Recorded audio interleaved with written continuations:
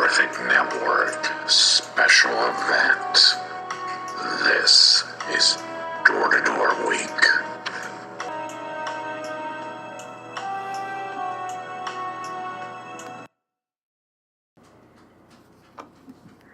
Okay, Jimmy, director of Door to Door. Okay, my biggest question is, how do you feel about this whole thing? This is your first baby, right?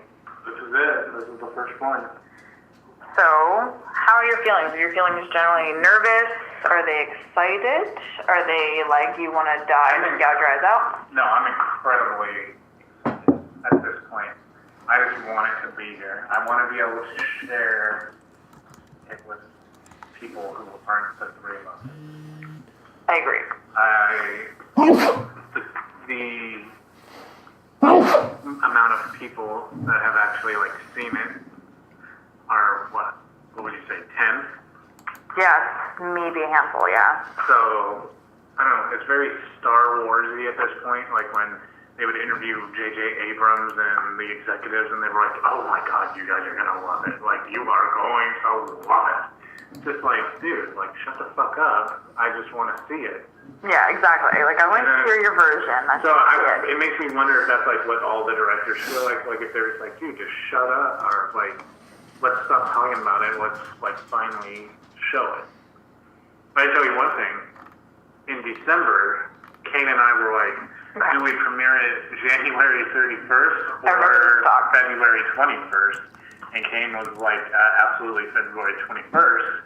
And thank God that we went with that. Can we talk about where we were at in January? What we would have shown come the end of January? In January, this would have, I believe, been a mass disappointment. It would have been at the level of 7 Vine videos put together. Yeah. I mean, Vine doesn't I took them out in the street in 5 seconds and did them, right? No, I mean, over the course of, and I wrote this article when we first started filming and put it on the website. Over the course of my lifetime. Mm-hmm. I mean, I'm compared to a politician, who's going to end up being Senator Washington, a guy who's an executive for CBS Sales, and a girl who's going to med school, and Jimmy's going to JC with no idea what he wants to do. He wants to get a theater film degree. And Isn't the worst thing to try to explain to your parents that you want a theater film degree? And so it's but it's not even that. It's who got suspended in school, who fucking, the list goes on and on. Yeah. And so I feel in January, it would have surpassed those kind of things. Yeah. Because it looks cool. But it's still what people I don't think fully understand about editing. God knows I didn't.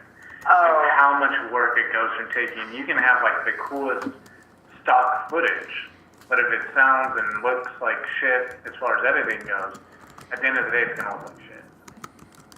The amount of work that goes into editing is so tedious and so substantial, you really can't comprehend it until you've done it. It's insane. And so now fast forward to February 21st, I think that there's going to be some people in there that are extremely shocked at the production value of what is Door to Door. Yeah. I think that we are going to turn some heads as far as, not just with Door to Door, but the whole scheme of it. As far as the Horrific Network, this is our first one, wait until, because we're better now. That's the other thing. Did we were 3 months ago? Yeah. Yeah, that's the other thing. Editing makes you way better now as far as the next time you get behind the camera, because you know what you need. Yeah, so have you taken all the information we've gotten through filming and audio and all that stuff, have you taken notes, and are you planning on utilizing that information going forward? Mental notes. Okay. But what shots work? What audio work? We are to the point now where Cain and I, when we're talking about doing other stuff, in one of the most forefront, the Killers thing that we're going to do this summer. Yeah, we've talked about like what we need and how it's going to work and what it needs to be able to not have problems like we ran into with this one. It's really what it comes down to is just learning as you go. I mean, yeah, like Door to door on the production side, when we were filming, I wish I kept a log to know how many days we actually filmed it. wow, we could probably figure that out if we wanted to. Because, what are you doing? Sorry, it goes dead and I have to keep clicking on it. Because we filmed Like the total days of filming versus days of editing, like a full synopsis. Like, okay. I mean, everyone has a day job, and then there'd be we do. days All of us are like full-time employees elsewhere in the world. And so we all there'd be days where we couldn't all get together, or the people that we needed to film with weren't available. So there'd be a week where maybe we only filmed 2 days that week. And then there would be a week where we filmed 4. Yeah. So there was a couple weekends where we did it way too much, I think. Yeah. Like cray. And I think that came with the fact that we wanted it absolutely done by the time that we're getting it done. I agree. I wanted to be able to not have to worry about it over, speaking in teacher schedule talk, Christmas break. But I wanted it to be done by a certain time, and in my head. But anyway, back to what I was talking about. I'm curious to see, because we started the week after Halloween, and we finished really the most substantial shot of film that we did was the weekend of December 15th. Was that the prize scene at the or the Ashton in your house? Okay. And so I'm in my head, I'm doing the math. Over Christmas break, I met with a couple of people and did pick up shots for the cutscenes and all that. That was 15, 20 minute things. But as far as days, setting up lights, all that kind of shit, in my head, I think we filmed a total of between 20 and 25. Maybe, yeah, I agree. So I'd be curious to know exactly all that. But production, I'll tell you what, as hard as some of the days of production were, I would totally trade all that for not having to edit. I am in the same boat as you. I think the filming is... You can hit us up at Horrific Network. If you love editing. .com, and just make a substantial donation, $500 to $1,000. Easily. And then we can just pay some editors to do the next one for us. Or if you're an editor that needs to come up. That needs to come and will need some practice. We have a crazy amount of footage. Yeah. And we need a lot of help. So, yeah. But back to Sunday, it's more anticipated, and they are partying in the other room. There's drunken. We may have to get some tequila shots after this, everybody. But it is the Super Bowl, and they kind of look at you all right. But until they actually finally see it, then they won't fully comprehend it. I want to know everyone's opinion when they see it Sunday. Are you dying to know everyone's opinion? Yeah, a little bit. Yeah, no, I want to know everyone's opinion for sure. I will.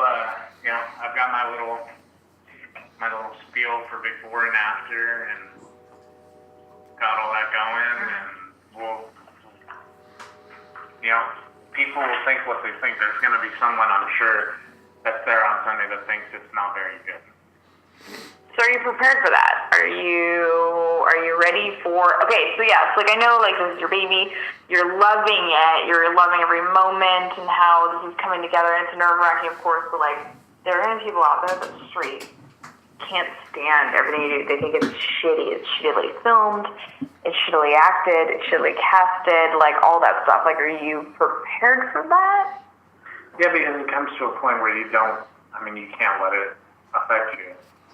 I mean, there were some people that were trying to say Star Wars was a crap. So I'll say it again. J.J. Abrams, okay. Yeah, so as far as caring about if people don't like what we did, it's like the Star Wars metaphor where someone's always going to hate you, someone's always going to love you. When I was doing stand-up comedy for a while, that's probably the hardest thing I've ever done is tell a joke on stage and like hear, oh, and it's just quiet. I can't imagine. I would have quit immediately.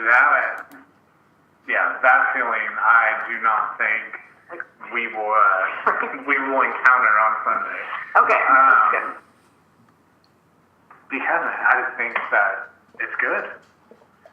It's good. I mean, Cain is heading up the editing team, and he is the exact amount of anal. I was going to say OCD. That we're on the same page, though. Yeah. We need to have. Yes. Because I think a lot of us to make it look good. Because everything that he comes and he's like, it's not good enough. Well, no, but he'll be like, okay, this is done. I'm like, oh my god, it is done. This is so. We should talk about watching that opening scene the other night. No, that's what I'm saying. Yeah, it blew my mind a little bit. The envy sequence was regarded as the devil in the month that we've been editing this, and we've been putting it off. And then finally, I mean, this thing wouldn't fucking render right. Oh god, there was sound coming out of nowhere, and then finally it was done. And then as it was put together, it was just like Jesus walking on water. Yeah, I agree. It was fucking both of us were speechless while we were watching it. We're just I was leaning forward in my chair, The thing that I get, and that's that, if that can do that to us, if it can do that to us. When we know it, I'm in the scene, Well, not only that, but we've watched it. a million times. Yeah, the three of us have seen it to the point now where it's I know it by heart. That tells you something. If you can watch it when it's done and it still gets that kind of reaction out of you, I think that stands for something. Yeah. But yeah, it'll be an interesting evening. We got a lot of fucking late RSVPers. So the it's been blowing up a little bit. The total's climbing, so we'll see what it comes down to. But it's a game time situation where it's got to be a good day in the regards of Denzel Washington in Remember the Titans. I was going to say, Remember the Titans. They're in the locker room scene? Are you locker rooming seeing it right now? No, it's that scene where assistant coach is I just talked to the athletic director. We're doing this one game. They'll follow you, coach. They'll follow you. Oh no. Still being recorded. What are we doing? So, yeah. So you're proud. You're proud of your baby. Are you proud of your choice to just take on this endeavor? I think not a lot of people. People want to make movies all the time, right? The funny thing is that on the podcast front, before we got ready to film, summer that it was being written. And then, as we were getting ready to film, so it was fully casted, and we were doing table reads. And we were okay, first week in November, here we go. This is when we're gonna start doing it. I was talking to some directors that have made some really cool films, and almost universally, the reaction of them after I pitched it to them and told them what we were about to do was, oh my god, that's really, really, really ambitious. That's a lot. I remember that being the reaction of everyone we talked to, right? You're gonna have this done by when? And editing done by when? Filming done by when? Yeah, and I just kind of came back so I got the reaction that, this is super ambitious, and are you sure? Like, that was a Are you question. sure you can do it? Not even that you want to, are you sure you can do it, right? And I just said that, our crew is very motivated, and I think that we can. And they were like, okay. But it was all, they all said, it sounds cool. That was the other reaction. It sounds cool, but... If you can do it. Yeah. So then fast forward, the makeup, Alex sculpting the mask. God, the masks we have and the prosthetics, I guess is what we're going to call them, right? Yeah, I mean, I honestly think that it's going to turn heads. I wish I had enough money to travel to every festival that it's going to be in to just kind of see the reactions, because it is a cool story. It was originally going to be a zombie film. Really? Yeah, it's interesting. It started out when I wrote it, I was going to do a zombie apocalypse of every social class. Okay. And so then eventually at the end they would all get to the rescue shelter, so they would all come together and they would leave it open to do something else. But I was going to do an MMA fighter in Vegas and a school teacher in Detroit. I originally was thinking write it as a book and then turn it in so that it'd be obviously around here, so we would go to San Francisco for a day or so. I don't know. Mm-hmm. But then it ended up being Yeah, how did you get from that to this? these zombies are hell played out. And I agree, yeah. And so I was like, okay, what's the next thing? Demons. And then, the whole thing was 7 different demons. That was never even a thing. It was Charlie, the doorman, was going to be like a Freddy Krueger, where he was going to get everyone through the nightmare. So he would appear in the nightmare Okay. and have interactions with you in the store or Ashton in the kitchen. It would be, he would be dressed up. He'd still be Charlie, so no makeup on him, but he'd be in different costumes. Okay. Wow. That'd be creepy as well. I agree. And yeah, I got stuck on that idea for a while. But I like this better for sure. And I was driving home from work one day, and I'm like, dude, we need to just have 7 different demons that really represent each of the 7 sins. I asked Derek from Horror by Proxy what he thought. He was like, cool. He's like, what would you have each of them remotely look like? He ended up drawing up sketches. That were unbelievable. And it just took off from there. They created his sketches created an entire universe. Yeah. That we sort of took and then put these people in, right? That's it. And so now, fast forward, it's almost been a year since I wrote the first line to the, throwing out ideas to the point of, it's been almost a year since I said, I resigned from coaching to go do this. Really? And so now here we are at the premiere. So here we go. Saddle up, bitches. It's going to be good. Get excited for your feelings afterwards. I'm sure you'll have a lot to say. I will, yeah. All right.